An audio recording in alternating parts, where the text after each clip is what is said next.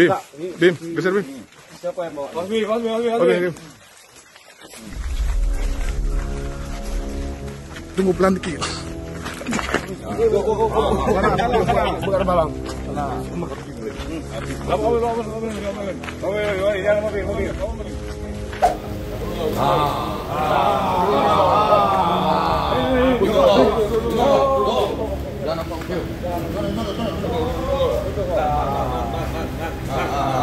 Tunjuk semua, tunjuk. Bahas Pak, semua pelakunya dan semua yang menyuruh saya Pak. Tolong bantu saya pihak wartawan. Ya, tolong bantu saya Pak. Berarti kita disuruh sama orang nih? Saya tidak ada niat untuk menembak almarhumah. Apa motif penembakannya? Hah?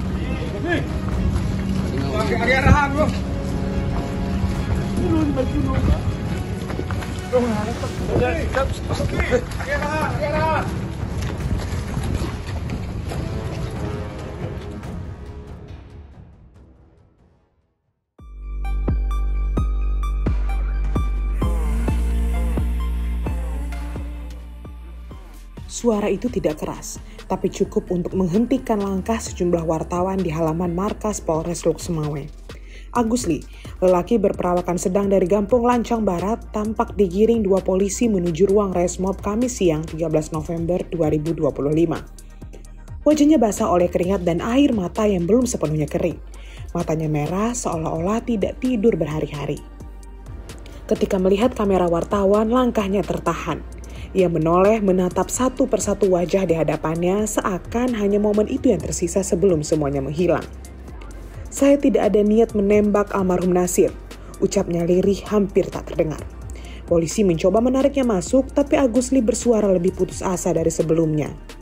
Saya tahu semua pelakunya, saya tahu siapa yang menyuruh saya. Tolong bantu saya wartawan, tulung nebantulun. Kalimat itu mengembang di udara menyisihkan lebih banyak pertanyaan dibanding jawaban.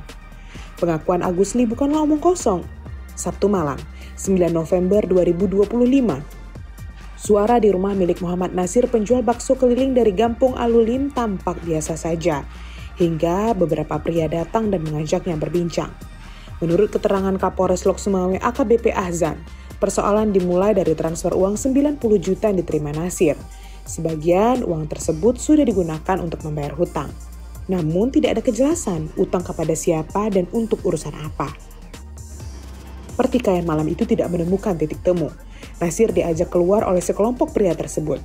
Mereka duduk di warung kopi kecil di seberang rumah, tempat warga biasa berbagi cerita sebelum tertidur. Tak berselang lama, sebuah mobil Ayla hitam berhenti. Seorang pria turun, bergabung, dan percakapan berlangsung sekitar 15 menit. Saksi setempat menyebutkan bahwa suasana yang terjadi saat itu cukup tegang. Setelah itu, Nasir dibawa ke arah sebuah jembatan kecil sekitar 200 meter dari rumahnya. Dini hari tepat saat sebagian besar warga mulai terlelap, dua suara letusan pistol membelah udara. Satu peluru menembus lengan Nasir, peluru kedua menembus leher hingga kepala. Ia roboh dan tewas di tempat. 3 hari kemudian, Senin pagi 13 November sekitar pukul jam 6:15 pagi waktu Indonesia bagian Barat, perjalanan pelarian Agus Lee berakhir. Ia ditangkap tim Resmob. Polisi menyebutkan bahwa Agus Lee sudah menyiapkan mobil untuk kabur, bahkan diduga hendak melintas ke Singapura. Saat penggeledahan, polisi menemukan satu pucuk pistol laras pendek dengan 6 peluru. 3 ditembakkan, 3 masih tersisa. Korban dibawa ke jembatan, ya, dari kedai kopi ke jembatan sekitar jarak 10 meter. Kemudian di jembatan tersebut terjadi cekcok. Di jembatan tersebutlah korban dieksekusi dengan menggunakan senjata api. Korban ditembak 2 kali, ya, satu mengenai lengan, kemudian satu lagi luka mengenai leher tembus ke kepala, yang mengakibatkan korban jatuh tersungkur dan meninggal di tempat.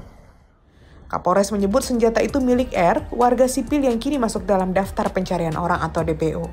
Namun sumber internal menyebut ada 3 orang lain yang juga terlibat. 2 diantaranya warga sipil, 1 lagi disebut-sebut oknum prajurit TNI yang dekat dengan lingkaran para terduga. Sampai kini, klaim tersebut belum pernah dikonfirmasi secara resmi. Tapi, di depan polisi dan wartawan, Agusli seperti kehilangan pegangan. Ia mengatakan bahwa ia bukanlah otak pembunuhan, melainkan hanya pelaksana. "Saya tahu siapa yang suruh saya," ucapnya lagi sebelum akhirnya dibawa masuk. Menurut penyidik, hubungan antara Agusli dan Nasir memang dekat. Mereka disebut sering beraktivitas bersama. Namun, kedekatan itu justru membuat dugaan motif semakin rumit. Jika benar mereka bersahabat, mengapa berhutang, dan jika benar itu motifnya, mengapa harus berakhir dengan eksekusi brutal? Dan mengapa senjata itu berada di tangan Agusli? Siapa R pemilik pistol itu?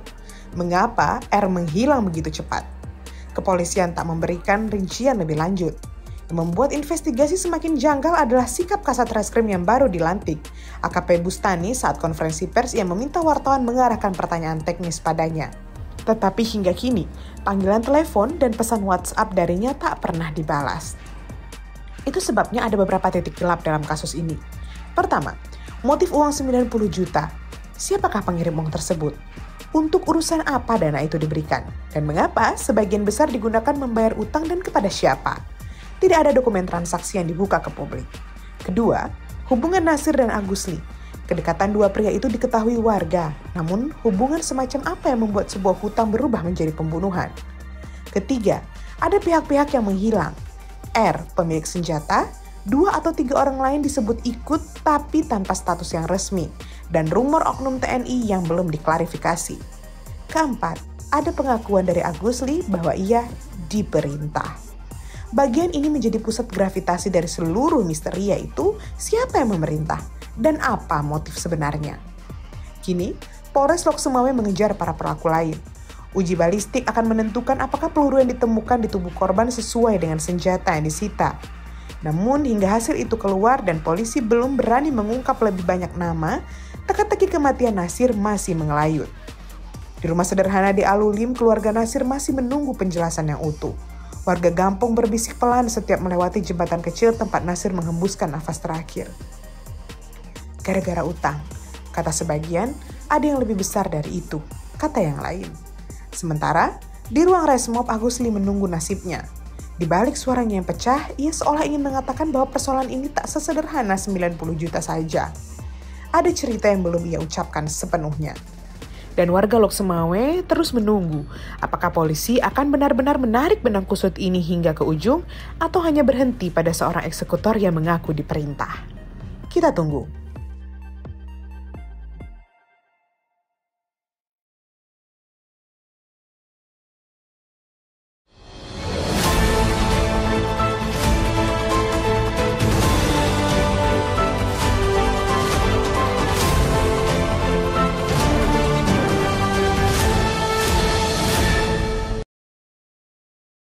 Jangan lupa like, komen, dan subscribe.